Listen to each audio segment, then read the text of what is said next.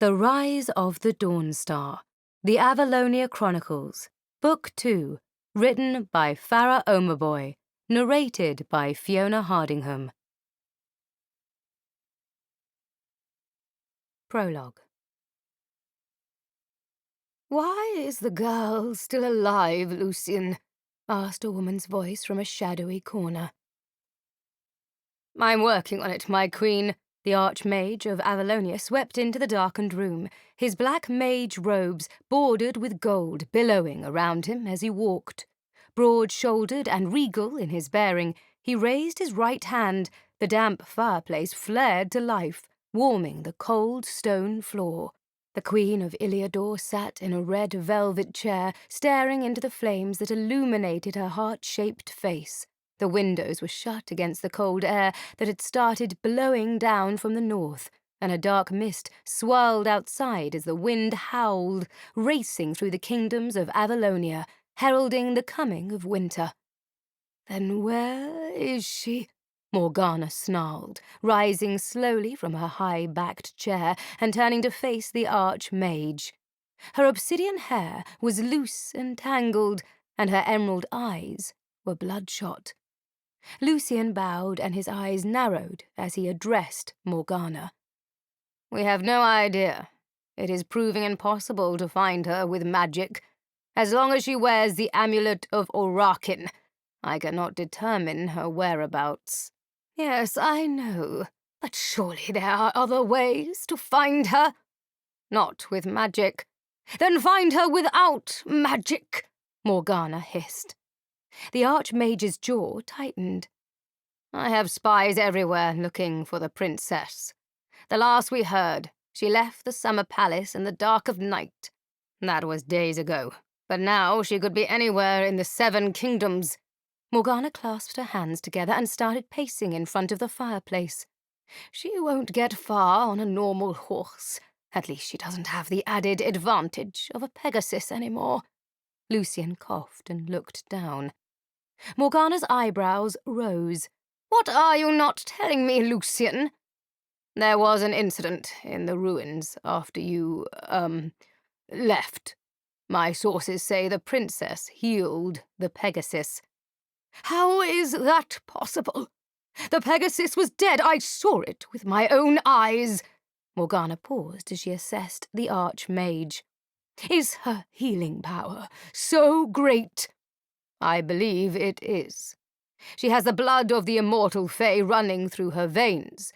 You know how powerful their healers are, and she is stronger still. My sources say the healing she performed on that day was something no one has ever seen before." Morgana seemed utterly unimpressed. "The Shadow Guard were supposed to kill the Pegasus and the princess, but they failed." Her eyes narrowed. "I thought you had trained them all personally. How can a little fool of a girl defeat the deadliest warriors of Iliador?" "She is too strong," the Archmage said, his face almost feral at the thought of the girl who had evaded them for over 15 years.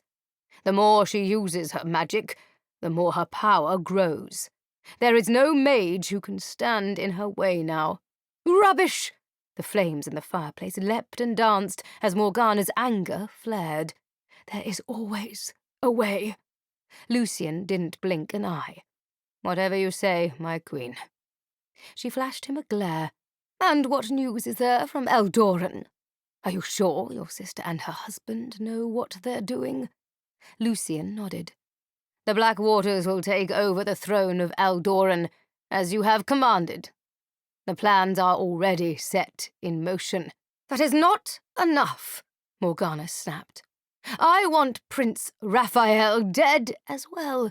The Ravenswood dynasty supports Aurora, and none must be allowed to survive. We will strip her of all her allies and her friends. Without proper guidance, the girl is likely to destroy herself. Then we will strike when she is at her weakest." "What about Isadora? The Fae Queen will never bow to your rule, you know." She gave Lucian a pointed look. "Isadora will have no choice once I am done with her. My plans concerning Elfi are already underway.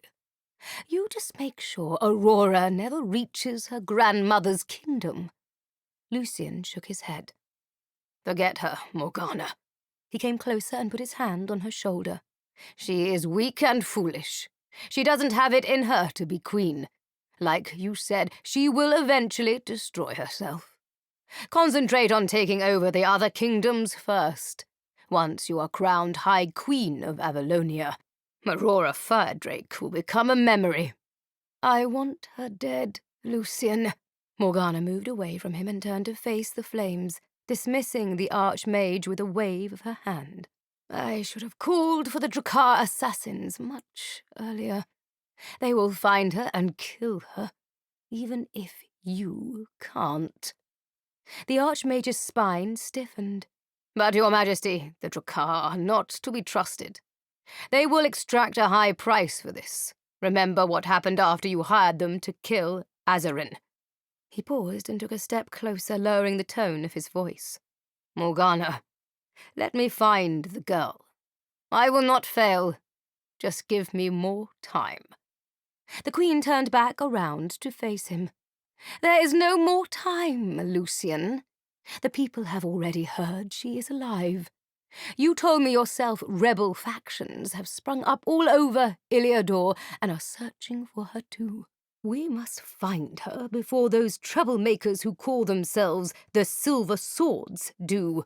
They are the last remnants of Azarin's supporters, and I want them gone. Burn the forests where they take cover and scorch the villages and towns that conceal them. If anyone is found supporting Aurora, they must be made examples of. My niece must have no place to go, nowhere to hide.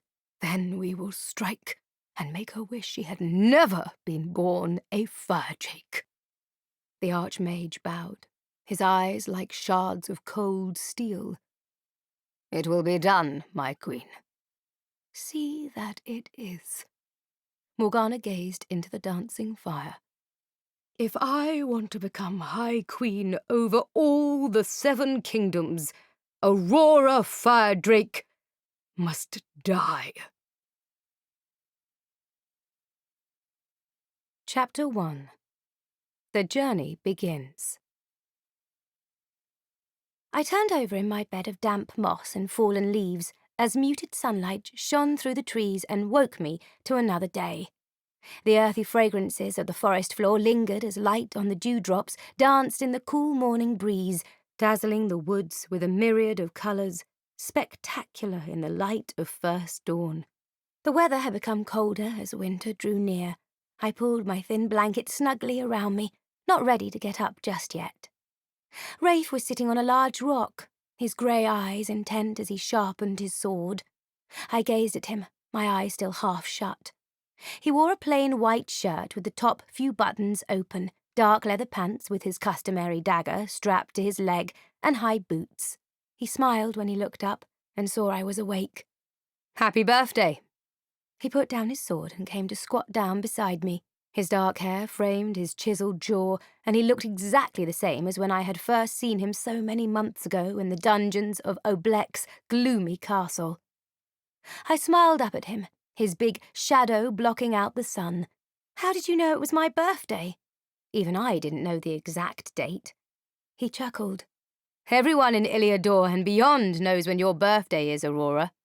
There are some villages and towns in your father's kingdom that still celebrate it as a holiday." "Oh," I blushed as I sat up. "I didn't know." I looked around.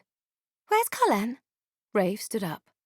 "Our little Fae friend has gone to get you a birthday breakfast. He should be back at any moment. Come." He gave me his hand. "We should be on our way soon. We're camped too close to the village as it is." "Give me a minute." I pulled myself up and brushed twigs and leaves off my clothes. Rafe reached over and plucked a few out of my hair. "Thanks," I mumbled. I must have looked a sight.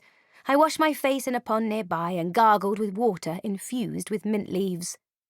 The bushes rustled and Carlen came charging into the clearing where we had camped for the night. Runaway strands of ash-blonde hair stuck to his forehead as he huffed and put his hands on his knees, trying to catch his breath. There you are. Rafe turned immediately. What's wrong? I heard the village guards talking at the market. They are telling everyone to keep a lookout for both of you. Anyone found helping you will be arrested by order of the king. Rafe swore softly and immediately started saddling the horses. We need to leave now. My father's guards won't be far behind. It had been 10 days since Rafe had led us through the secret passage and out of the city of Neris.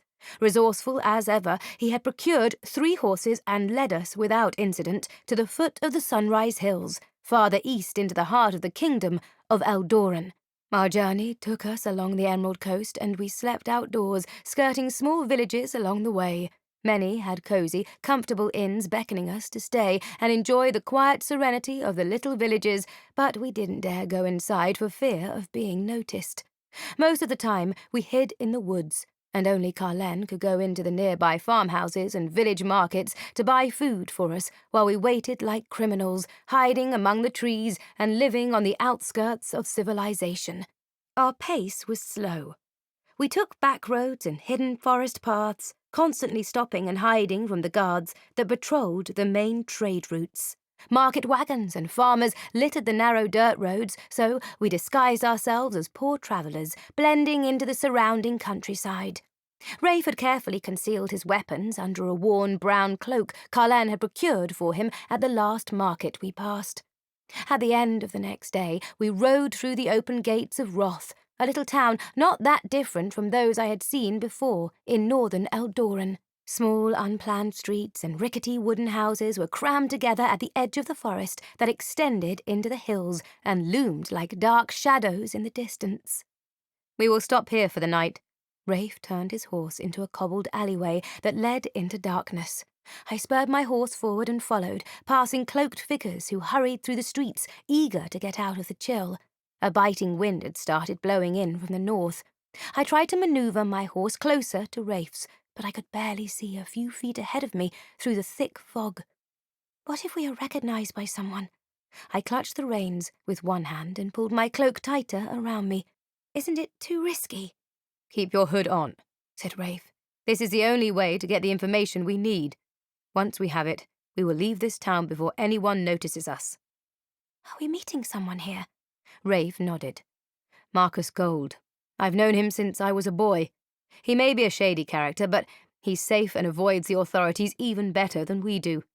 In any case, he's the only one I know who can give us information about the dagger. We need some sort of plan if we are going to steal it from Morgana. The more we know about it, the better.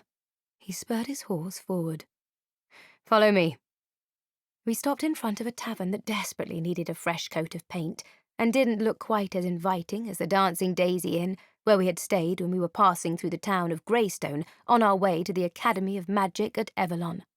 Still, I hoped I would finally get a real bed to sleep in that night. Groaning, I manoeuvred myself off the horse, and Rafe came over to help me down.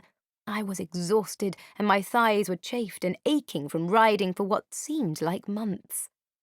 Go on, Carlen took the reins from me. I'll water the horses and meet you inside. I smiled at him gratefully, handed him the reins, and followed Rafe into the inn. The main hall of the tavern was full of rowdy men and women who looked and smelled like they hadn't had a bath for days. Some played dice at the tables, their eyes intent and their pockets getting emptier by the minute. Others drowned their sorrows drinking at the bar. All the tables were packed with people chatting around frothy mugs of ale and eating the sumptuous tavern fare. No one paid us any attention, but I still fiddled with the hood of my cloak, making sure my features were covered.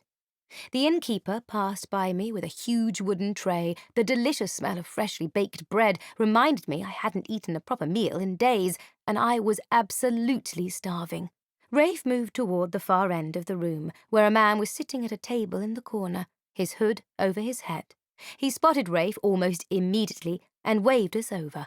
Rafe sat down on the bench and introduced me to the small, thin man before me. Marcus, I presume I don't need to tell you who she is? Marcus shook his head and pulled back his hood. His skin was a warm, dusky colour, and he had a thin moustache over a small goatee, which, in my opinion, made him look a bit like a musketeer. It is a great honour to meet you, Marcus said, his voice low but clear. His eyes were shrewd and bright, and they twinkled as he glanced at my amulet, which I hadn't realized was showing. I smiled at him and tucked it back into my tunic. I had to be more careful. The amulet of Orakin was the one thing that identified me without a doubt. "I hope you don't mind. I ordered some food while I was waiting," Marcus said when the innkeeper brought 3 steaming wooden bowls of stew to our table, accompanied by a basket of hot bread and a golden-crusted meat pie for us to share. "Thank you, Marcus." Rafe picked up the knife and started cutting up the pie. "Go on, Aurora. You must be famished. I know I am." "I believe you have an interest in procuring what we Brandorians refer to as the Dark Dagger." Marcus leaned forward, getting straight to the point while Rafe and I ate. I nodded with my mouth full.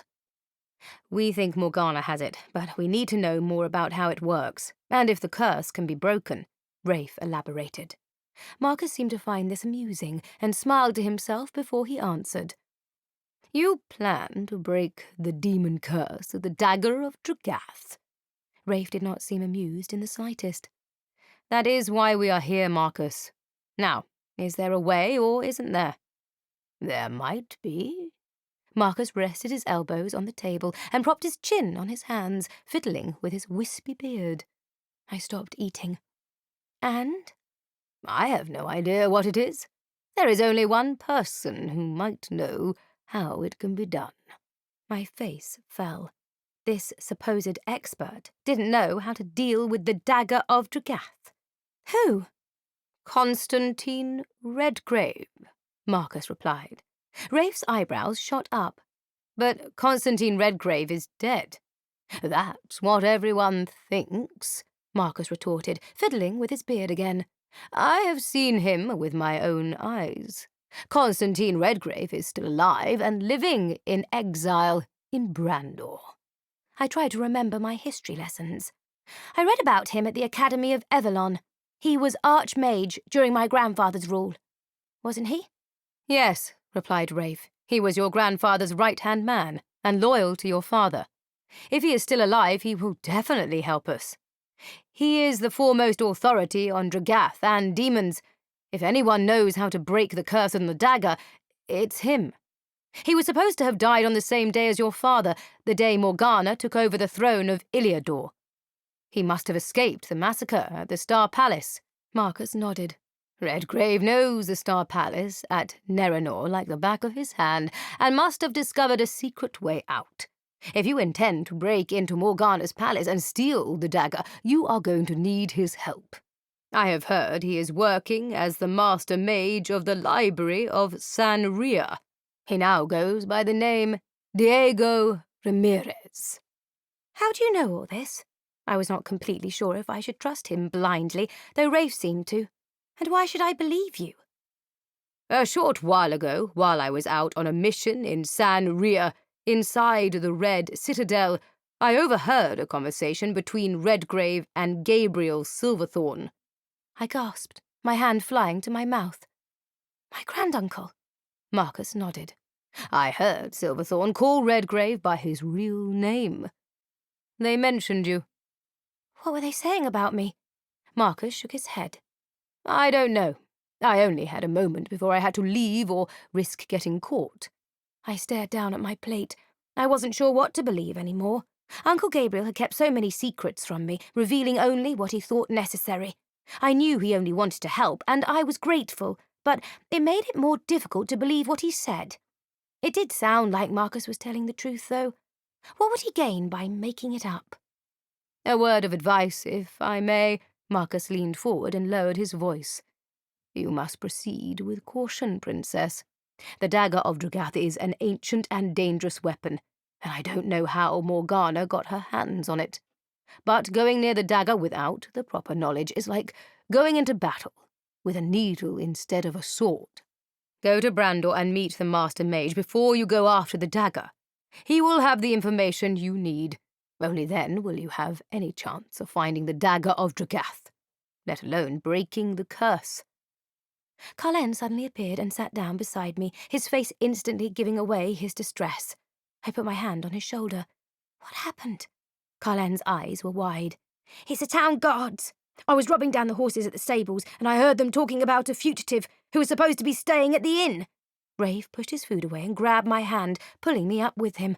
We have to leave now. He moved toward the door and gestured for Cullen to follow us. Marcus had already put up the hood of his cloak and was heading out the door when it opened. 5 armed guards with their swords ready strode into the crowded tavern, blocking our only escape route. Chapter 2. Briarwood Castle. A hush fell over the usually rowdy room, and no one moved. The tavern was too crowded for us to use magic and fight our way out. Somebody might get hurt, and Rafe knew that. It was just my luck I would get caught and dragged back to the Summer Palace before I got halfway to Iliador. But it wasn't me they had come for. They didn't seem to know who we were. The guards moved forward and surrounded Marcus, pulling back his hood and holding swords to his throat. Marcus didn't move, but his shrewd dark eyes darted back and forth between them. The captain of the town guards walked into the crowded room. A chill wind followed as he slammed the tavern door. "Is this him, Captain?" the guard holding Marcus asked his superior. His uniform was a dull blue, and mud stains speckled the front of his tunic. "I believe it is," said the captain, a sly grin spreading across his pock-marked face. He strode over to Marcus, a plain sword held loosely in his beefy hand. "Well, well, well, if it isn't Marcus Gold, Brandor's most infamous black market trader." His voice boomed across the hushed room as he pushed his straggly brown hair out of his face. He eyed Marcus warily, a cat playing with his prey. "You and your dirty magical items don't belong in my town. You should be more careful of the people you work with. Looks like your last customer didn't mind squealing your whereabouts in the torture chamber." I winced at the word torture, but Marcus's expression remained unclear as to what he was thinking. The tavern customers shuffled backward, huddling against the walls and trying to stay out of harm's way. Many of them moved toward the door, but the guards did not let them leave. Marcus looked the captain straight in the eye. "You have the wrong man." "Oh, I don't think so." The captain's eyes gleamed almost manically. "There have been bodies turning up dead all over town, and you were seen leaving one of the murder scenes." My heart beat so loudly I was afraid everyone would hear it. "I have no idea what you are talking about," said Marcus calmly. "Should we take him to the dungeons, sir?" asked one guard. The captain nodded, his face hard. "Take him. I will deal with him personally." As the guard started pulling Marcus toward the door, a gaunt man who had been sitting at the table next to us came and stood in front of the captain. He wrung his hands and shifted from side to side as he spoke. "I saw them, my lord," he said, pointing at us and addressing the captain in a simpering voice. "They were all whispering together in a corner." "Were they?" said the captain, his muddy boots clomped on the wooden floor as he walked toward us. I tensed, and my magic flared to life. Rafe moved slightly, pulling me up to his side and putting his arm around my waist. "Not yet," he whispered. He knew me too well. I had learned to control my powers to a certain degree. It was a struggle to restrain myself, but I managed to push my magic back down. The captain came to stand before us as he eyed me suspiciously. His rancid breath made me feel like gagging. His informant scurried behind him. "What is your connection to the Brandorian spy?" the captain asked Rafe. It was obvious he didn't recognize the crown prince with his hood drawn over his head. Rafe spoke calmly. "I have never seen him before. We just met him. He wanted directions." "Liar!" spat the little informant. "I saw them huddled together. They are his accomplices, my lord captain." "Are they now?" said the captain, moving closer. "Remove your hood, sir." He pointed his sword at Rafe. Rafe didn't move, but I could sense his magic building up inside him. If Rafe and I unleashed our magic in this tavern, there would be no telling the number of casualties. The captain glanced at me once and looked back at Rafe. "I said remove your hood," he enunciated every word. "Let's see what you are hiding under there." A burst of cold air entered the room. Everyone turned toward the door. "Marcus Gold doesn't have any accomplices," said a tall, dark figure standing at the entrance of the tavern. His eyes went straight to Rafe and then to me. For a fleeting second, I thought he recognized us. He turned to the captain of the guard. "They are not to be touched," said the stranger, pulling back his hood, revealing handsome features framed by a mass of wavy gold hair. He was young and broad-shouldered, and he looked not much older than Rafe. "But Lord Delacourt," said the captain, bowing low to the stranger, "they were conspiring with the criminal." Delacourt turned his cold blue eyes on the captain. "No, Captain Finlay, they were working for me to apprehend the criminal." His voice was soft but laced with steel. "In fact, your untimely outburst nearly ruined my carefully laid plans." "What bull!"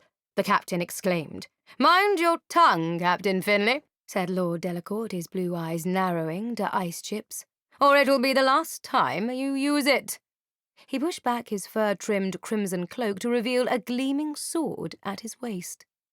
Captain Finlay gulped and took a step back. His eyes squinched, and he looked like steam was about to start erupting from his ears at any moment. But he moved out of the way, nonetheless. His sneaky little informant disappeared into a shadowy corner. Lord Delacourt dismissed the captain with a wave of his hand and moved to stand in front of me. His face softened, and much to my astonishment, he gave me a sweeping bow. "I thank you for your assistance, my lady. I am forever in your debt." "It was my pleasure," I said, even though I had no idea what he was talking about. I glanced at Rafe, but he didn't look perturbed. In fact, I saw the hint of a smile playing at the corner of his lips. Was this something he planned? If this mysterious stranger was a lord of the realm, then he must have recognized his prince. But I had no idea who he was. I had never seen or heard of him before. Delacourt clasped Rafe's hand in his. "My friend, you will stay at my castle tonight. It is much more comfortable than this miserable inn." Rafe nodded. "We would be delighted, my lord," he said with a smile. "Escort the prisoner and my guests to the castle," said Lord Delacourt to his men, turning and walking toward the door. "No! Arrest them!" the captain shouted to his underlings. "The magistrate will decide if they are telling the truth." 3 guards rushed forward to apprehend us, but Delacourt raised his hand, stopping them in their tracks. I could feel the rush of magical power concentrated around him. He was a mage. But the magistrate," sputtered the captain. Delacourt turned his emotionless gaze on the captain. "The magistrate will do as I tell him, and I presume you will too, if you value your job, Captain Finlay." The captain bowed again, and Lord Delacourt gave me his hand. "Allow me, my lady." I took Delacourt's hand and walked forward, but I caught a glimpse of the hatred in the captain's eyes. I had made a new enemy. Of that I was quite sure. Outside in the courtyard of the little inn, the horses waited. Delacourt turned to me, his voice soft. "You can ride with me, my lady." But Rafe was beside us in an instant and snaked his hand around my waist as he pulled me toward him. "That won't be necessary, Lord Delacourt. The lady will be riding with me." Delacourt smirked, his eyes twinkling. "As you wish." He jumped up onto his own horse in one graceful leap. Carlene had retrieved our horses from the stables, but it turned out that my horse had hurt her hoof and was now lame, which meant I had to ride with someone else. I was glad it was Rafe. I wouldn't have had it any other way. We followed Delacourt and the guards uphill to a castle that lay on a rocky crag along the side of the mountains overlooking the town below. I sat in front of Rafe as we traversed the rocky mountain road which cut through the grey stone between the thickly wooded slopes. He wrapped his cloak closer around us, and his powerful body protected me from the biting chill of the howling wind sweeping down from the mountains. "We will be safe at Briarwood Castle," said Rafe in my ear. "For tonight, at least." "Do you know Delacourt well?" I whispered. "Yes, Brandon and I were at the Academy of Avalon together for 4 years. We lived in the same house at the Academy. The Delacourt family has ruled these lands ever since anyone can remember. The earldom of Briarwood is one of the oldest titles in Eldoran, passed down through centuries, and Brandon Delacourt is the only heir. He has been away from Eldoran for the past year, last I heard. He had gone north, to Andresia. I tried to remember if I had seen him before, but I knew I would have remembered him if I had. Aunt Serena never told me anything about this family, and he wasn't at the palace for the ball either. Rafe laughed softly at this. You won't catch Brandon Delacourt dead at a ball. He is a notorious loner. No one ever sees much of him. His family doesn't sit on the council of nobles, and I suspect that's why your aunt didn't put him on your list of family names to learn. He lowered his voice to a barely perceptible whisper. Earl Delacourt, Brandon's father, went mad almost 20 years ago when his only daughter, Brandon's older sister, flung herself out of that tower and killed herself. Rafe pointed to the tallest tower of Briarwood Castle that pierced the sky, looming over a deadly cliff that dropped hundreds of feet into the rocky base of the hills. They say she was like a mother to Brandon, after his own mother died in childbirth. Rafe went on. No one has seen the old Earl in over a decade, but we presume he is alive. Brandon is a viscount, but everyone knows he's the real Earl, except in name. How awful. I clutched the saddle as the horse ambled uphill toward the eerie stone castle. Why? Why did she do it? I couldn't shake the image of a young girl flinging herself from the top of the tower. I looked up. It was so high that parts of the castle were still shrouded in mist and cloud. Riora was many years older than Brandon, the Earl's daughter from his first wife, said Rafe, trying to keep his horse in check as we navigated the narrow road, which fell into a steep drop. The story goes that she was in love with a man who married another. On the day of their wedding, she ended her life.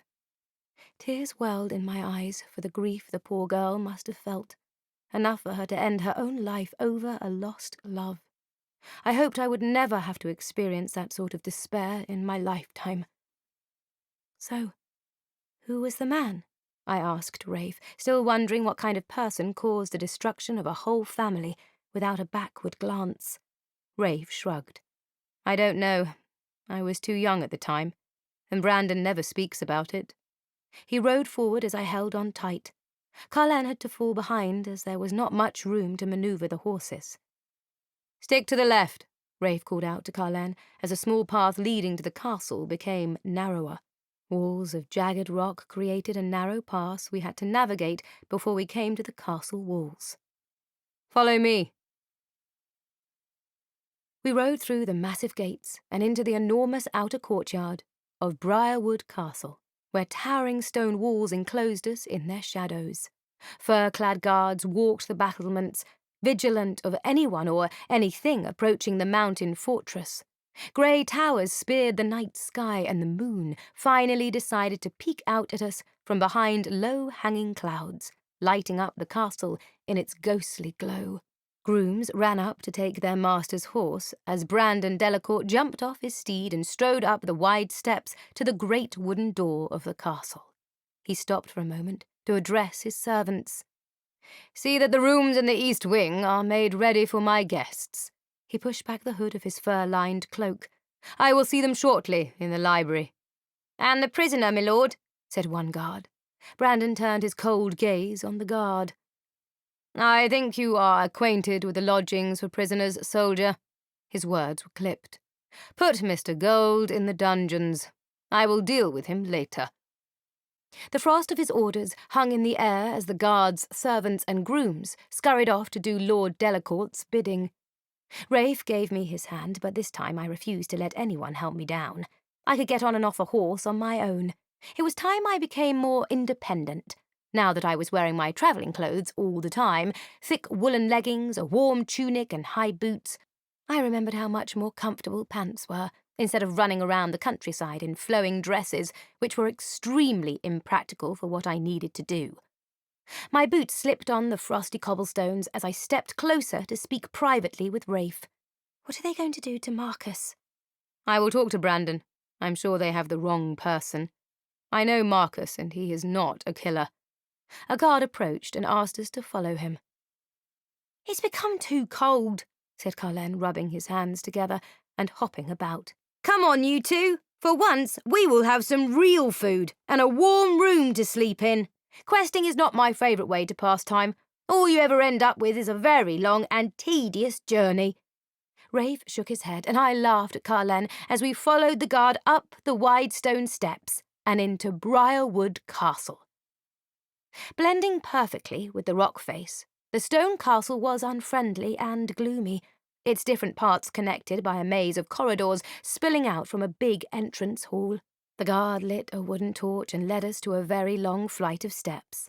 This castle was going to be even more difficult to get around than Silverthorn Castle, which, although larger, had more open spaces, big windows, and light, airy corridors. Here, everything looked the same, dull, grey, and dark. The guard led us to the library where Lord Delacourt was to meet us. A fire had already been lit, warming the vast space. Leather-bound tomes lined the shelves, the higher ones collecting dust, looking as though they hadn't been read in a long time. Normally a library would have me very excited, but tonight my eyes skimmed over the books, more concerned with thoughts of why Delacourt had brought us here, and whether Marcus was innocent. I had gradually become suspicious of everyone. These past few months in Avalonia had changed me, and I finally realised how naive I had been when I first came here, trusting everyone with my secrets and always looking for the good in people. But that had stopped, and I saw enemies everywhere. Though I knew it was better to be suspicious than to get myself killed, I did wonder if constantly looking for the darkness in people was better than seeing the light. Brandon Delacourt strode into the library. His doublet and boots were stitched in the latest fashion I had seen all the nobility wearing in Neris. He came up to Rafe and gave a short bow now that we were alone. "Your Highness." Rafe smiled and stepped forward, clasping Delacourt's forearm. "It's good to see you, Brandon. Thank you for getting us out of that tavern. I wasn't particularly looking forward to hurting my own citizens." Brandon laughed. He was almost as tall as Rafe, though his torso was big and muscular, whereas Rafe's was powerfully built but lean. "Think nothing of it, my old friend." "This is," began Rafe, looking at me, but Brandon cut him off. "I know who she is." Brandon stepped forward and bowed briefly before me. His straight, aristocratic nose complemented his square jaw and the cleft in his chin. He straightened and looked me up and down with a piercing gaze, as if I were a prize mare. His knowing stare made me feel a touch uncomfortable. "I had heard the lost princess of Iliador was alive, but I didn't believe it until I saw her in person. She looks just like her father." He turned to Rafe. "I must say I was surprised to see you in my town, Raphael, but I could tell you didn't want to be recognized. You do know the king is looking for you. Running away from the palace with Princess Aurora was not your best moment. I'm sure Lady Letitia will not be too pleased either." Rafe grimaced at this. "No, probably not." Brandon looked at me and smiled. "No offence, Your Highness." "None taken," but I was sure I was blushing. "Please, call me Aurora." I peeked at Rafe from the corner of my eye. I hated being reminded of Letitia, and it was a quick jolt back to reality. For nearly 2 weeks, I'd had Rafe all to myself and become comfortable around him, secure in the knowledge that he was there. But one day he would leave me, return to his fiancée and marry her. "How did you know who I was?" I asked Brandon. "My spies know what information is significant. They keep me apprised of everything that happens in the capital. I received a raven last night with news from the palace. The council has called for your arrest, Aurora. They are saying you have gone rogue and abducted the crown prince." "Abducted? Who?" I turned to look at Rafe and burst out laughing. "The Royal Council of Aldoran has gone mad." Brandon smiled at my reaction, but Rafe did not look amused. "And what does Silverthorn have to say about this?" Rafe crossed his arms. "I'm sure my father would not listen to the nonsense ramblings of some insignificant nobles. Silverthorn has tried to pacify them, but they will not listen," said Brandon. "There is talk that the Black Waters have returned to Neris and have been given a full pardon by the king. They are the ones out for her blood, and they have convinced all the nobles and the king that Aurora is a threat to the whole kingdom. How is that possible? The council must know I could never hold Rafe against his will. But an uneasy feeling had settled in my gut. What if what Brandon said was true? They have a witness who says you had help. Brandon rubbed the nape of his neck. They are saying the Black Wolf colluded with you to bring down the monarchy, and the Fae are involved in this conspiracy. He shot a glance at Carlen, who was standing quietly behind me, listening. Even if the Black Waters are back, said Rafe, there is no way my father would pardon them after what they did, and he certainly would not listen to them over the word of the Duke of Silverthorn. But he has pardoned them, and he is listening, said Brandon. What's more unnerving is that many of the nobles are supporting the Black Waters, and not Silverthorn. This is absolutely absurd. I waved my hands in the air. Do you actually believe the Black Waters? At first I was not sure what to believe, but after seeing the two of you together, I can see that it is not the case. He gestured to the cosy seating arrangement near the library windows. Come and sit. We can talk freely here. I am curious to know what you are up to, Raphael. I shot Rafe a worried glance, and he reassured me with a smile. This eerie castle gave me a bad feeling. I couldn't put my finger on it, but I wished we hadn't come here. I was not completely convinced Lord Delacourt was on our side. Although Rafe knew Brandon, and he had saved us from being recognized by the whole town, I still didn't trust him. What exactly did he want with us? Chapter 3. Fugitive. I settled myself on a comfortable chair with Rafe and Carlen seated beside me. Brandon poured all of us goblets of gold liquid from a crystal pitcher he had on the table and sat down on the opposite chair. Rafe took his drink with a grateful smile and downed the contents in a few gulps. "What is this?" I asked when Brandon offered a goblet to me. "Fireberry whiskey, from the best whiskey makers in the Andresian Highlands," answered Brandon, looking very proud of his acquisition. "I just returned from there and brought these barrels with me." I shook my head and put down the goblet. "Sorry, I don't drink. I needed my wits about me at all times now, and I had read somewhere that alcohol could affect your magic." "As you wish," said Brandon, sipping his drink. "What exactly are you doing here? And how can I help?" "We need to get to the library of the Emir of Sanria," said Rafe. Brandon's eyes went wide. "Rodrigo Velasquez's library?" Rafe nodded. "But he is the most powerful of all 5 emirs on the Brandorian Council," said Brandon. "You know the protocol, Raphael. You can't go into his fortress without an invitation." "I know," said Rafe. "But there is information we need that can only be found there. We have to find a way to get in." "What kind of information are you looking for?" Rafe leaned back in his chair. "That I cannot reveal." He snuck a quick glance at me. "It is a personal matter." "I understand," said Brandon. "But do you not think it is better to go back to the palace and let everyone know you have not been abducted? Maybe then your father will call off the hunt." Rafe shook his head. "Most of the council lords have been against Aurora from the beginning, and if the Blackwaters are back on the council, the most we can hope for is a trial." He looked at me and his eyes softened. "If we go back, Aurora will be put in the palace dungeons. I cannot vouch for her safety down there. I would not be allowed to see her. If she uses her powers against them, even to defend herself, things could get worse. They would condemn her immediately. The best course is to get her out of Eldoran. Once I get her to safety, I will go back and sort this out with the council and my father." "I don't agree," said Brandon. "If you don't go back now, there is no telling what the Black Waters could do." "I can't leave Aurora to fend for herself. She's not ready."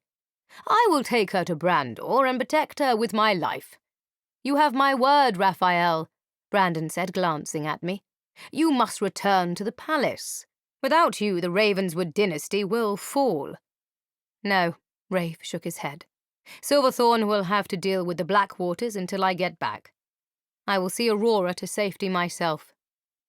"Maybe we should go back, Rafe," I said, finally interrupting.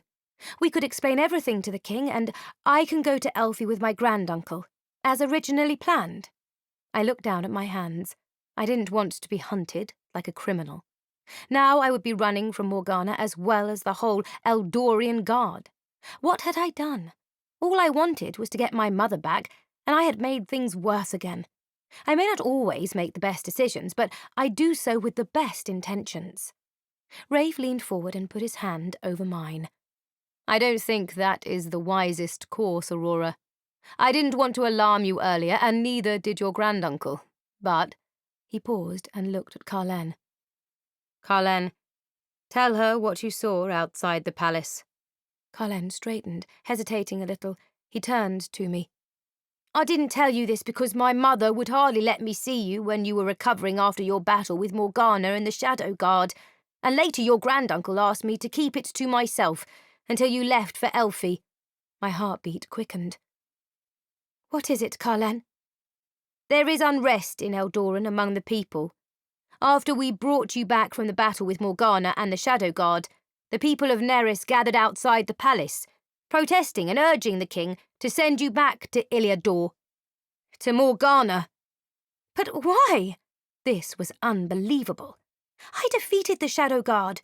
I thought everyone hated and feared them." "They did, until you defeated them." Carlene got up to pace in front of me. "But now it is you they fear. Anyone powerful enough to wipe out most of Morgana's Shadow Guard is a terrible threat if they go dark." "But I'm not going dark," I said, standing up. "I never will." Rafe held my hand and pulled me back down. "We know." He clasped my hand between his and looked at me intently. "But they do not. You have to realize that the common people do not understand our magic." "But Vivian said they were calling me Avalonia's savior," I insisted, trying to think back to my last conversation with my best friend. "In elitist circles, yes," said Brandon. "But only a few mage families think like that. Most have been taught to fear fey mages, and for good reason." I remembered the stories the master mage at the academy had told me about some of the fey mages before me turning to dark magic because of the power it gave them. But I never thought they would think of it of me. "The Mage Guild and some of the nobility feel the king should make a deal with Morgana to hand you over to her in return for her not invading Eldoran," said Rafe. "Why didn't you tell me this before?" I was disappointed he saw fit to keep secrets from me. "I didn't want to upset you," said Rafe. "But now that you know everything, you can understand why it is better not to go back. We will go to Brandor and then south to Elfi, to your grandmother, Isadora. I will send word to your granduncle as to where we are." "Shouldn't we go straight to Elfi if they are hunting us?" "It's not possible to take that route," Carlene answered. "The seas around Elfi are protected with powerful magic and ancient creatures that live in its depths. No ship can sail through those waters. The only way to enter Elfi is through Brandor and the Gandran Pass in the Wildflower Mountains." "Yes," Rafe agreed. "Carlene is absolutely right. Your grandmother's magic protects Elfi from the world. That is the only place you will be safe from Morgana while you learn to master your powers. As long as Isadora remains in Elfi, no army will ever enter the Fey Kingdom. Since we need to go through Brandor anyway, we will get the information we need from the Valasis Library on our way to Elfi." I nodded. Everything he said made sense. Rafe knew how important it was to me to get that information from Constantine Redgrave, otherwise I would have no hope of finding the Dark Dagger and releasing my mother. The new circumstances made getting to the dagger more difficult than before. Now that I had a chance to think about it properly, I realized Uncle Gabriel's plan to have me go to Elfi was, in fact, well thought out, and for my own good. I had finally accepted I wasn't going to be able to get my mother back yet, although that didn't stop me from feeling guilty every time I thought about her.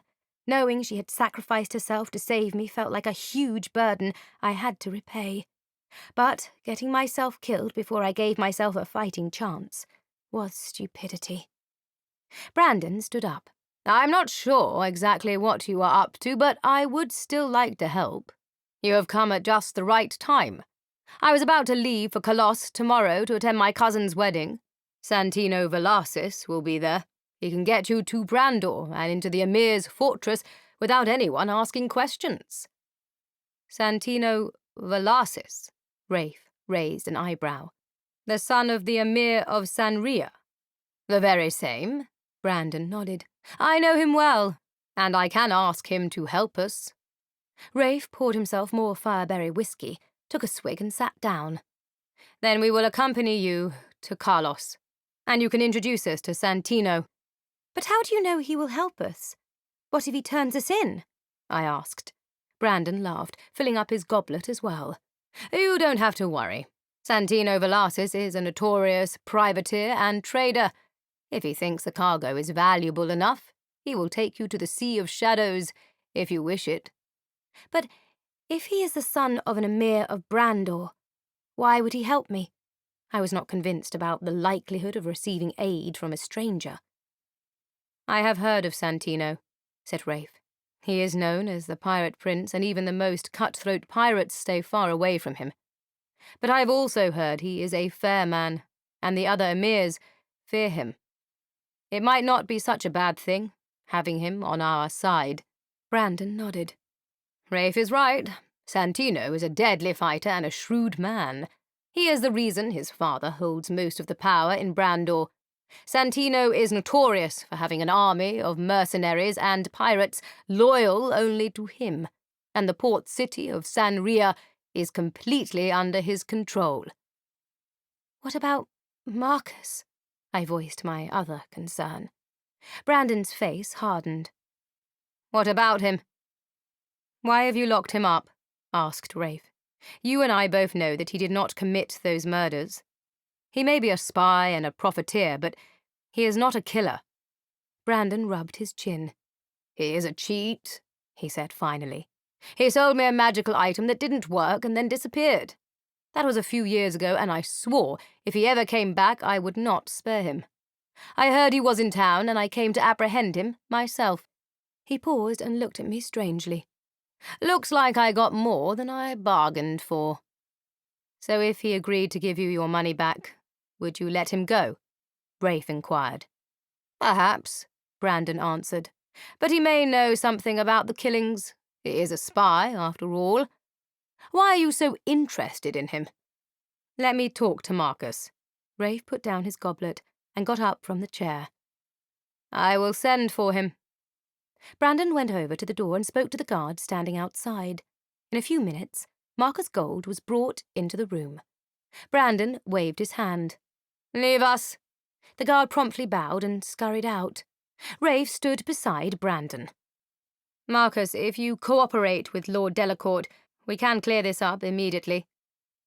So, Mr. Gold, Brandon began, it looks like this is your lucky day, since the prince has use of you. I am prepared to let you go on one condition. Which is, said the smaller man, crossing his arms and looking Brandon straight in the eye. The object I bought from you so many years ago didn't work. Brandon clasped his hands behind his back and he circled Marcus. You will get me one that does, and this time I am coming with you. He stopped in front of his prisoner. The object you seek can only be found among the witch tribes of Roron, said Marcus, but I cannot guarantee it will work. It depends on the power of the witch who made it. What is it you are after, Brandon? Said Rafe, looking perturbed at where this conversation was going. The magic of the witches of Roron is unpredictable and rooted in dark power. I would advise against seeking out any of their magical objects. It is an object that will let me speak with my dead sister, Brandon elaborated. It is the only way I can say goodbye. Rafe was silent, and so was Marcus. Brandon looked so forlorn, and I felt bad for him. I went up to him and patted his back. If there is such an object, I'm sure Marcus can find it. My thoughts whirled with the prospect. Maybe I could speak to my father as well, but first they had to find it, and I had other problems on my plate. Marcus nodded. I know where we can get one, but it won't be easy. We will have to go through Brandor. The Iliadorian border is now closed. Brandon thought for a moment. We can travel together to Brandor with you, he said to Rafe. Then Marcus and I can go on to Roron from there. It's settled then, Rafe said. Tomorrow we leave for Carlos, and you can introduce us to Santino. I hope he is willing to help us. The steward of the castle came in to announce dinner was served. Marcus declined the invitation, and since Brandon had agreed to release him from the dungeons, he sent for guards to escort him to a guest room.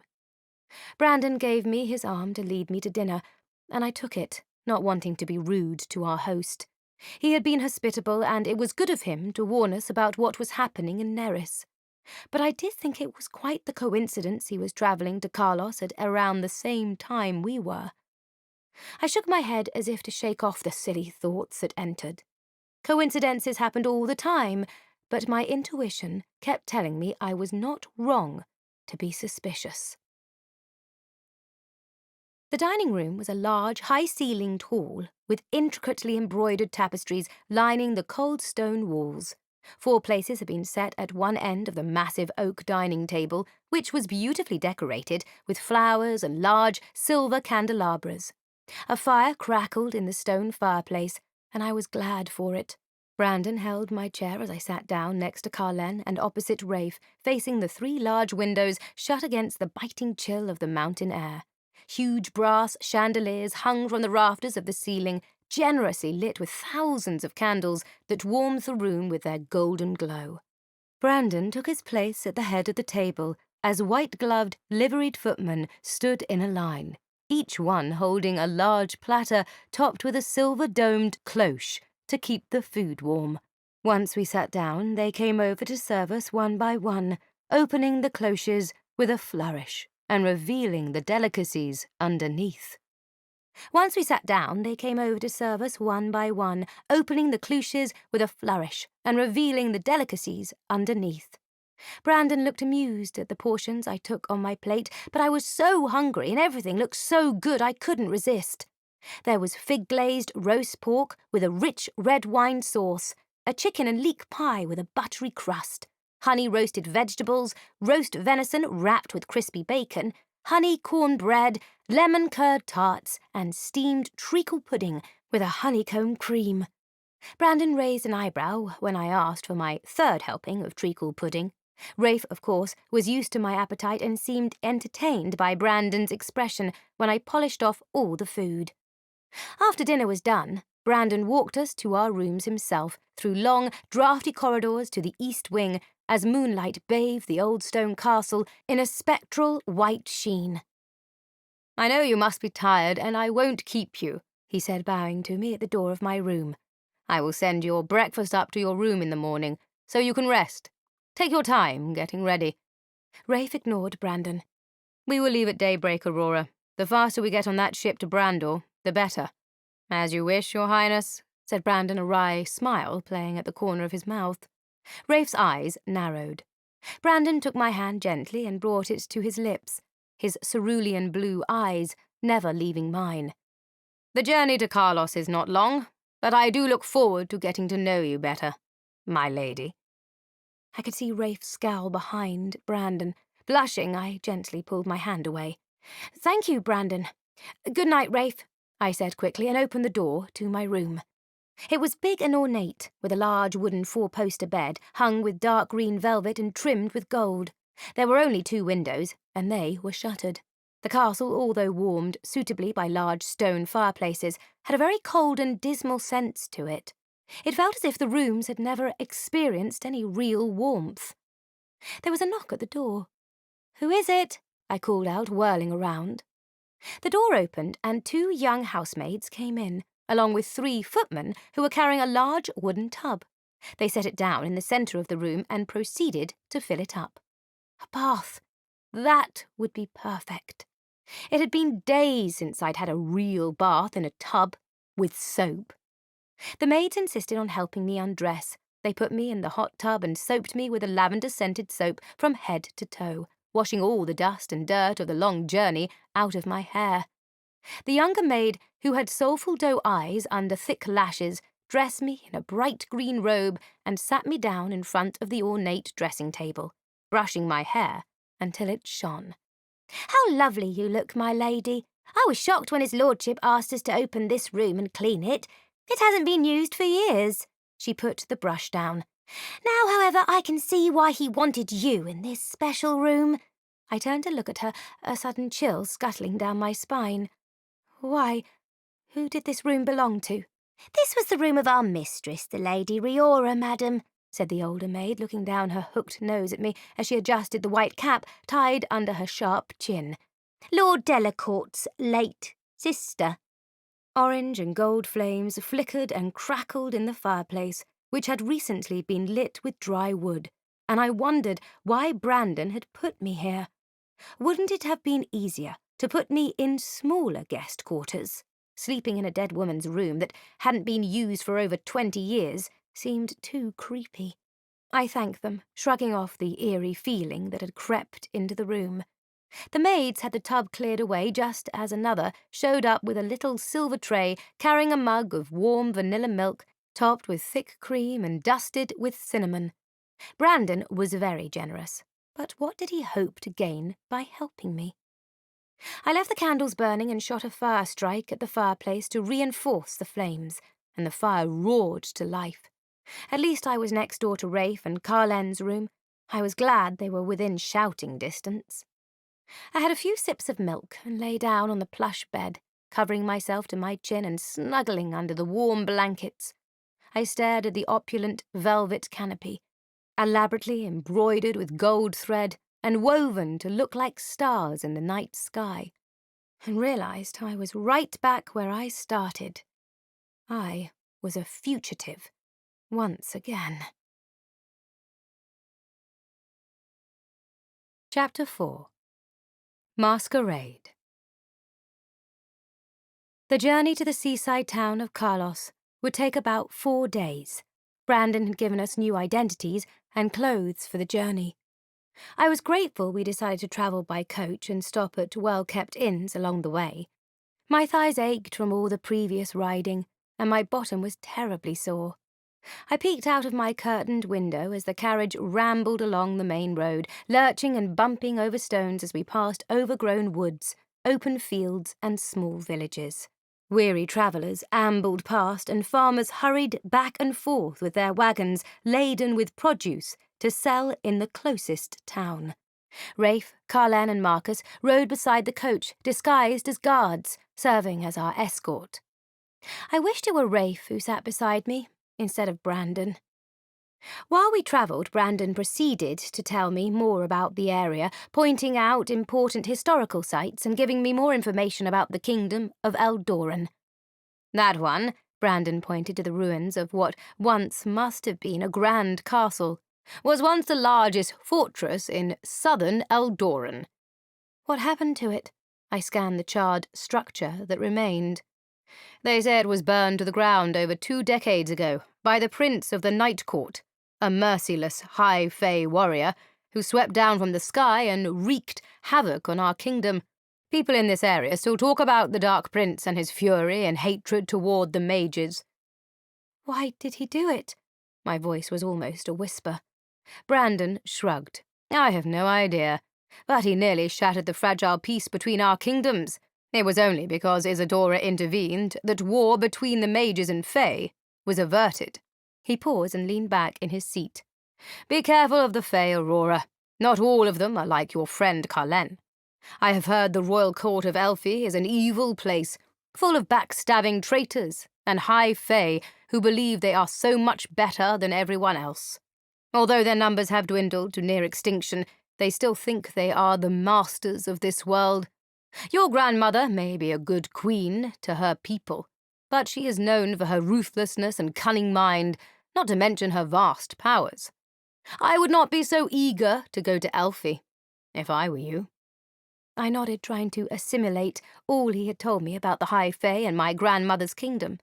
Why was he trying to put me off going to Elfi, a place where everyone else wanted me to go? I was not sure what to believe anymore.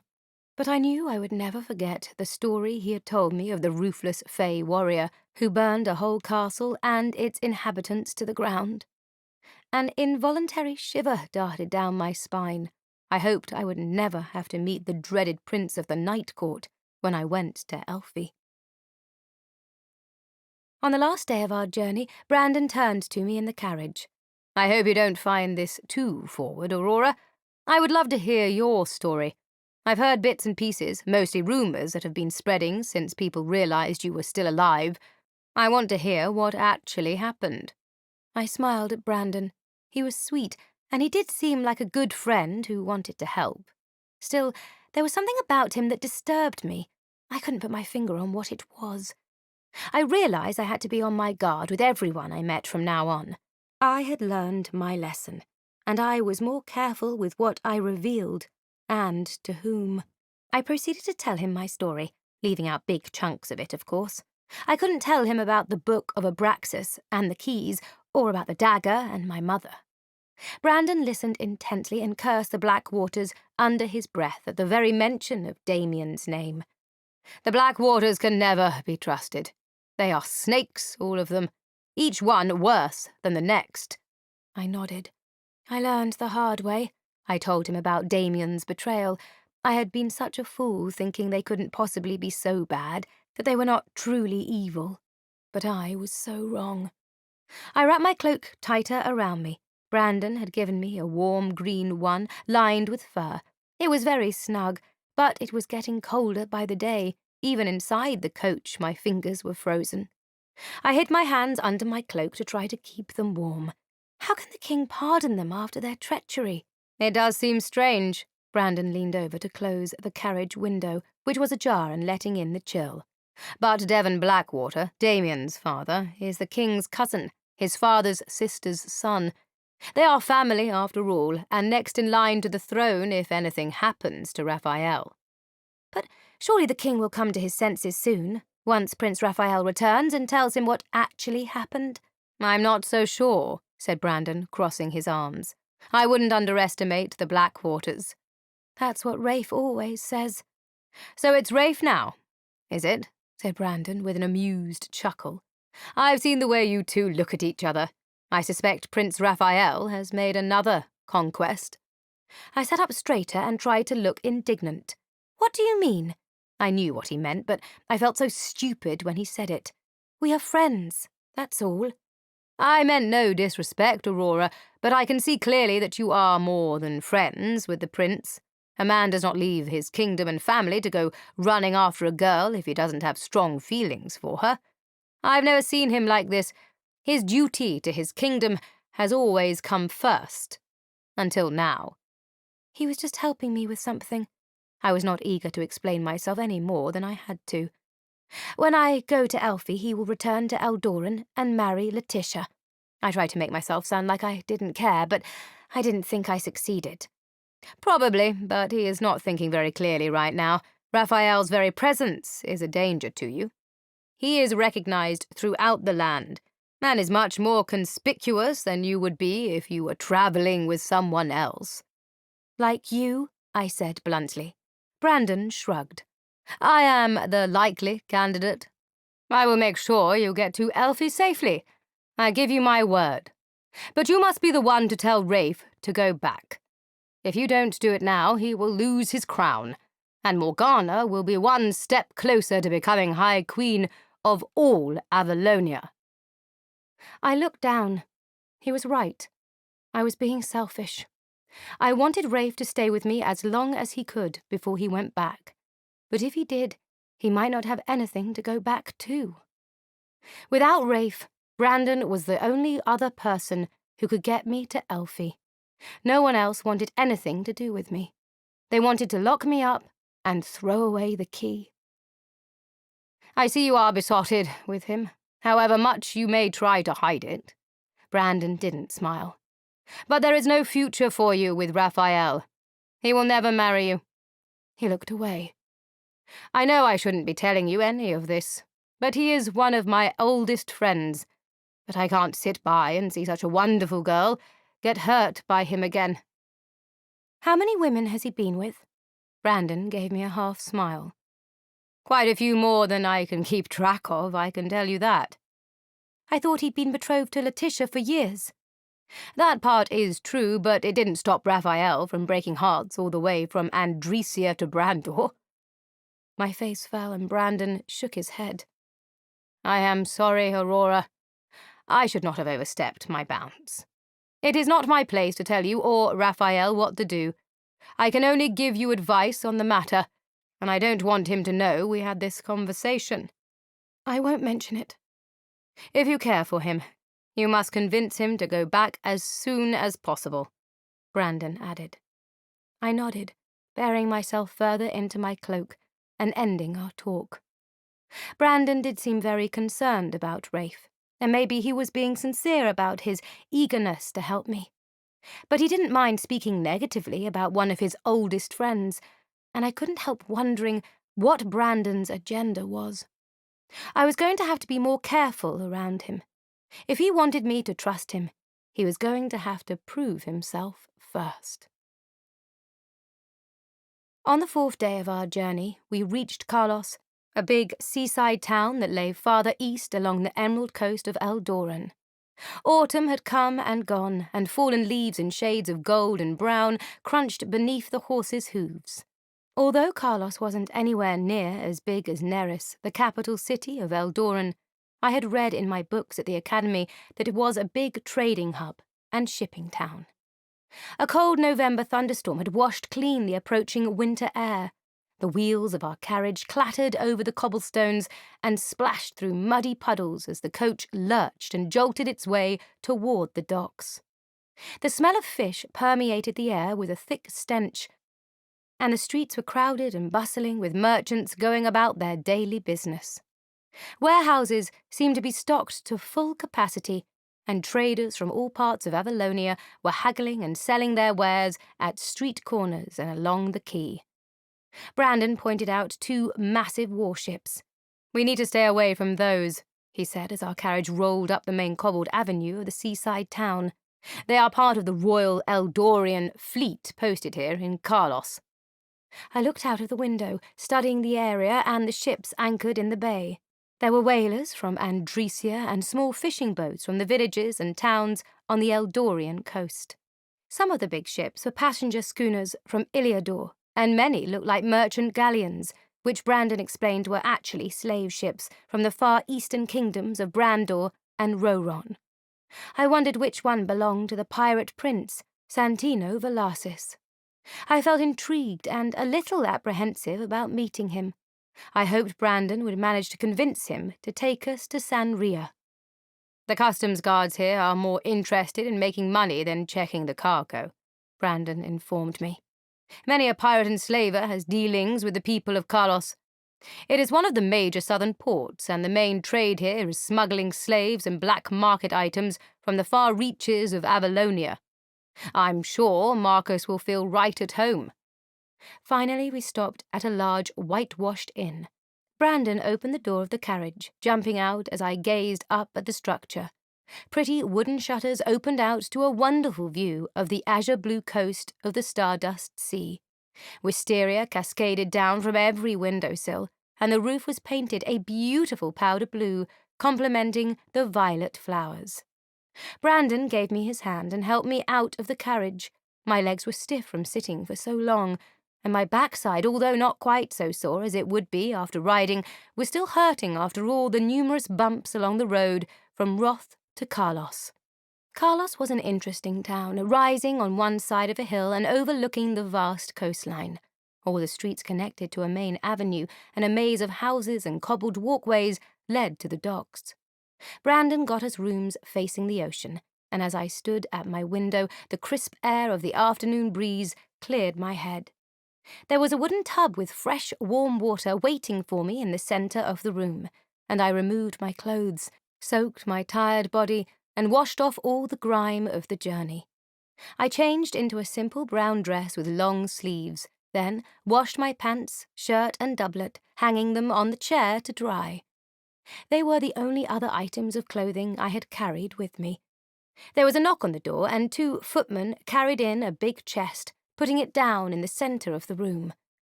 "A gift from Lord Delacourt, my lady," said one as they both bowed. "What is it?" I was suitably intrigued. Brandon did know how to spoil a lady. I went over to the chest and opened it. Out spilled a variety of lovely dresses, each more sumptuous and extravagant than the next. Why had he sent me these? Warm milk and a hot bath were one thing, but this was too much. "For the ball tonight, my lady," said the same footman. What ball? Did Brandon expect me to accompany him to his cousin's wedding? Wouldn't that be too dangerous? "Our orders were to deliver this to you, my lady." The footman bowed again, and they left the room. I sat down on the edge of the bed and stared at the beautiful dresses before me. What was Brandon up to? We couldn't go out in public. The whole Eldorian Guard was looking for me. We were supposed to find Santino and sail for Brandor as soon as we could. Rafe had warned me to stay in my room, and I obeyed. I didn't want to cause unnecessary trouble. He said he had something to do, and I was curious as to what was so important he would wander around the town with the risk of getting caught. Normally, I would have gone looking for him or insisted on accompanying Brandon myself to speak to Santino, but I had lost all confidence in myself and my decisions. Every time I tried to do something I thought was right, it turned into a disaster. Now I had to tell myself time and time again that I should listen to others who knew better. This was my time to learn, not to be foolish and get myself killed. I had to stay alive long enough to get to Elfi and my grandmother. I lay down and took a nap, the fresh sea breeze lulling me into a calm sleep. When I woke, it was evening, and twilight was starting to set in. I rose from my bed and stared out of the window at the dusky pink sky that lay above the water. The setting sun had turned the bay into a myriad of red and orange, while ships with colourful sails danced on the waves, bobbing up and down on the shimmering sea. Rafe came to see me. He eyed the dresses with a raised eyebrow, and I explained that Brandon had sent them over. "I spoke to Brandon." Rafe ignored the dresses. "It seems trying to see Santino on his ship today will not be possible. He sails for Brandor tomorrow." "Did Brandon tell him who we are?" Rafe nodded. "He had to. If Santino finds out we lied to him, we could end up at the bottom of the Stardust Sea. He has spies everywhere, and must already know we are in town. He will not bother us unless we cross him. He is notorious for taking up lost causes." He smiled. I did not. "But has he agreed to take us with him?" "You being who you are may be the one thing that will make him agree to take us," Rafe went on. "He wants to meet you. Then he will decide." "Where? I thought you said we couldn't meet him on his ship today." "We can't, so Brandon has fixed a meeting between us and Santino at the Masquerade ball tonight." "So that's why Brandon sent those dresses." Rafe nodded. "Choose one and get ready. There should be some masks in there as well. If everything goes as planned, we will be on a ship to Brandor by tomorrow. It is imperative that we convince Santino to help us so we can leave as soon as possible. This town is crawling with guards. It's only a matter of time before one of us is recognized." He turned to leave. "Maybe you should go back," I said, remembering what Brandon had told me and acting before I changed my mind. "I can manage from here on." My throat was so dry I could barely get the words out. "Once we meet Santino and I get on the ship, you can return to the palace and sort this all out with your father. You can't allow Morgana's minions to get control of your kingdom." Rafe smiled. "I won't let her do that." He came closer and took my hand in his. "What brought this on?" I shook my head and looked at my feet. "I'm not going to leave you, Aurora. I had hoped you would know that by now," he said softly. "I don't trust anyone else with your safety, least of all Brandon and a pirate. I will see to it that you get to Elfi myself." "Because of the debt to my father?" Rafe laughed and his eyes crinkled at the corners. "No, Aurora. That was an excuse to spend more time around you and not look like a complete fool when you questioned my motives for always turning up when you needed me. I didn't want you to think I was a stalker." I smiled at this. "And were you?" "What?" Stalking me, I teased. Rafe shrugged, but I could see the mischievous gleam in his eyes. I wouldn't call it stalking. Oh, then what would you call it? Rafe pulled me to him. His hot breath grazed my ear and my legs turned to jelly as he whispered, Protecting you, my love. His lips found mine and he kissed me, gently at first, and then more insistently, pressing me firmly against him. My passion flared as I wrapped my arms around his neck, trying to get closer. I knew this was not right, that he was engaged to be married, but I didn't want it to stop. Still, I knew that I had to, and I slowly broke away, trying to steady my breathing. Rafe stepped back. Get ready, he said briskly. I will see you downstairs in an hour. The ball was to be held at the bride's father's home. He was a cousin of Brandon's father and a very wealthy merchant. The magnificent white mansion was the largest on the hill and overlooked the town and the sea beyond. Terraced gardens were opulently transformed into what looked like a miniature fairyland, with lengths of sumptuous gold fabric draped across the trees like an open tent. As I walked down the steps on Rafe's arm, no one noticed me. My gold lace mask hid my identity for the night, and I had reddened my lips with a bit of magic, keeping with the theme of the ball. Brandon walked ahead, but Carlen and Marcus had stayed behind at the inn. Stunning masked women in a myriad of silks and brocades flitted about the gardens on the arm of many a well-dressed gentleman. Plumes and feathers, sparkling with precious gems, made my simple lace mask seem extremely plain. But it complemented my emerald green dress, the tight embroidered bodice of which was suffocating me as I walked. Rafe was dressed in an unadorned black doublet with a black and silver mask, slightly different from the one he used as the Black Wolf. I gazed up at him as his lean 6-foot frame dwarfed me. Where do we have to meet Santino? I looked around as Rafe and Brandon scanned the grounds. Sparkling chandeliers hung from the branches, lighting up the garden, and candles shone on the white and gold fabric-covered tables decorated with grand flower arrangements. Brandon led Rafe and me to a man dressed all in black, wearing a silver mask over his short-clipped beard. His hair was dark, long, and held back in a ponytail. Brandon briefly whispered something in his ear. The man turned his rich amber eyes on me and bowed. Santino Velasquez at your service, my lady, he said in a deep voice, taking my hand in his and planting a lingering kiss, a smile playing at the corner of his full lips. I smiled and murmured an appropriate greeting. I am charmed to meet you, said Santino. Delacourt did tell me you were beautiful, but I see mere words do not do you justice. Against my better judgment, I blushed. Santino was a flirt. He couldn't, in truth, see my whole face. But Brandon had said he was our only way out of Eldoran, and we needed his ship. And you know who this is, of course, said Brandon, keeping his voice low and introducing Rafe. Although I don't believe you have ever met. Santino clasped Rafe's forearm. I've heard a lot about you, he said, looking Rafe straight in the eye. Likewise. Rafe didn't flinch. Tales of the pirate prince have reached the highest of circles among the Eldorian nobility. Santino laughed good-naturedly. Yes, I'm sure they have.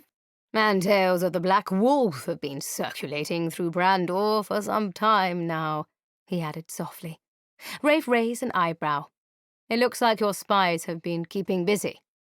They wouldn't be very useful if they didn't, Santino countered with a grin. Rafe's mouth twitched upward. Point taken.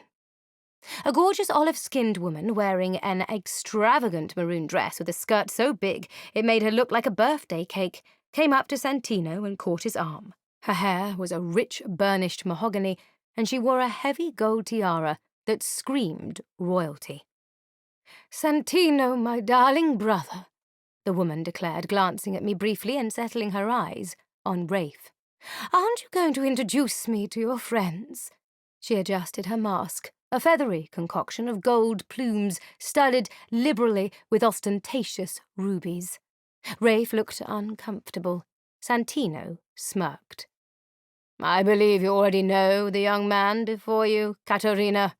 Katerina held out her hand to Rafe, her red lips parting in a sensual smile. Yes, I believe I do, she said in a heavily accented voice, as Rafe bowed and rather stiffly gave her a peck on her hand, straightening immediately. I glanced at the two of them. Katerina gazed up at Rafe as if he were the only man at the ball. How did they know each other? She must have known him quite well if she recognized him with his mask on. Two giggling women came over and whispered in Santino's ear. He grinned. I will leave you all to get acquainted. These poor women need a dance partner, and I wouldn't want to disappoint them. Katerina laughed, a deep, throaty sound. My brother still has to learn how to say no to a beautiful woman. I smiled as I watched Santino saunter off into the crowd, one girl on each arm. My brother said we were to take an Andresian noble's daughter to Brandor with us, she said to Rafe, but he did not say who the other passengers were. I'm sure he simply forgot to mention it, Rafe said tersely. Oh, Santino forgets nothing. Katerina snaked her arm through his. Take me to dance, Raphael, she cooed in his ear, but still loud enough for me to hear. It's been so long since you held me in your arms. Rafe shook his head. You know I don't dance, Katerina. But that didn't deter her. For me. She looked at him with slightly upturned eyes, batting her luscious lashes while her mouth turned downward in an extremely sexy pout. I'm sure you can make an exception. After all, we will be spending the next few days squashed together aboard my brother's ship. I knew Rafe couldn't argue with that. If Katerina told Santino not to take us on his ship, we would be stranded here with no way to get to Brandor, except through the desert that separated the two kingdoms. It would take days to find another merchant who would be brave enough or stupid enough to take us. Katerina pulled Rafe away from me and toward the centre of the garden. He glanced back for a moment, but I quickly looked away. I didn't want him to know I was bothered. He was free to do what he wished with whomever he wished. Katerina was Letitia's problem, not mine. Katerina pressed herself against him as they danced, and soon they were lost in the melange of masked couples on the dance floor, locked in romantic embraces and enjoying the freedom the masks gave them to behave in a manner they would not usually attempt. I was left alone on the side, looking at what I believed to be the love of my life in the arms of another woman, and my heart sank. I had to steel myself against my feelings for Rafe. Eventually they would go away, or at least that was what I kept trying to convince myself. Brandon, who had been talking to someone else, spotted me and came over. Why are you out here alone, Aurora? His blue eyes gazed at me with genuine concern. I thought you were with Rafe. He went to dance with Katerina Valasis. I looked over to the dance floor, but I couldn't see them anymore. Ah, Brandon sighed with a note of sympathy in his voice I hated to hear. I should have warned you about Katerina, but after so many years I didn't think she still wanted him. I should have known better. Raphael does tend to have that effect on women. Rafe was with her. Brandon nodded. They courted for a while when Raphael was on an official visit to Brandor with his father. Santino was away at the time, so he never met the prince, but Katerina fell instantly in love with him. What happened? I wasn't sure I was going to like the answer. Raphael did what he always does, said Brandon, and I thought I detected a hint of jealousy in his voice. He left to go back to Eldoran, without a backward glance, and Katerina was left, heartbroken. My face fell. Rafe had been with so many women, and I had to wonder if I was also another one of his dalliances. Brandon took my hand and placed it in the crook of his elbow. Come, we're going to have a walk around the gardens, said Brandon, smiling. Or maybe you would like to dance. No, let's walk. I shook my head, putting my free hand on Brandon's arm as he led me through the meandering garden paths. my thoughts whirling about Rafe and Katerina. We passed the dancing couples, and I saw Santino still swaying to the music, now with some new woman he had found since I last saw him. She was fawning over him and dancing closely, her voluptuous breasts the centre of the pirate prince's attention. I smiled. Santino was a complete rake and a massive flirt, but he seemed quite straightforward as far as I could tell. I hoped Brandon knew what he was doing by asking us to trust a pirate, even if he was a prince. I spotted Rafe at the edge of the formal gardens near a wooded area of the grounds. He was with Katerina. I recognized the dress. They were deep in conversation, and Rafe held Katerina's hand in his as they spoke. My heart slumped in my chest. For some reason, this revelation hurt more than seeing him with Letitia. At least I knew he was marrying Letitia out of duty. But this exotic princess, who was clearly still in love with him, broke through my defences. A dull ache seemed to clamp around my heart. I knew we were only supposed to be friends, but I thought what we had was special. However, the more I discovered about him, the more I realised there was so much I didn't know. Suddenly there was a commotion in the gardens. Voices were raised, and the musicians stopped playing. "Everybody, please stay where you are," came a loud, booming voice. I had heard that voice before, and never thought I would again. I looked over at the steps, and my heart skipped a beat. I grabbed Brandon's hand. Lord Oblek was standing at the top of the grand staircase, surrounded by at least 20 of Morgana's guards, all wearing the crest of a black rose. I recognized 2 of them flanking Oblek. Blue cloaks, the king of Eldoran's elite warrior mages. What was Oblek doing here? "Stay where you are, and no one will get hurt," said Lord Oblek, scanning the garden. "No one leaves the mansion until I have checked your identities, by order of the king." "Not until you tell us what is going on," shouted one old gentleman. Oblek grinned at the crowd, a wolfish smile, and stepped to one side. A black-cloaked figure moved forward, gliding down the steps to the garden. His robes were dark as night, with a gold border edging the flowing fabric. He removed his hood, and his dark, piercing gaze immediately quieted the garden. No one moved. It was as if he had the power to stop them with a single glance. I recognized the markings on his robes. There was only one mage who wore black with a gold border. The Archmage. Lucien had come after me himself.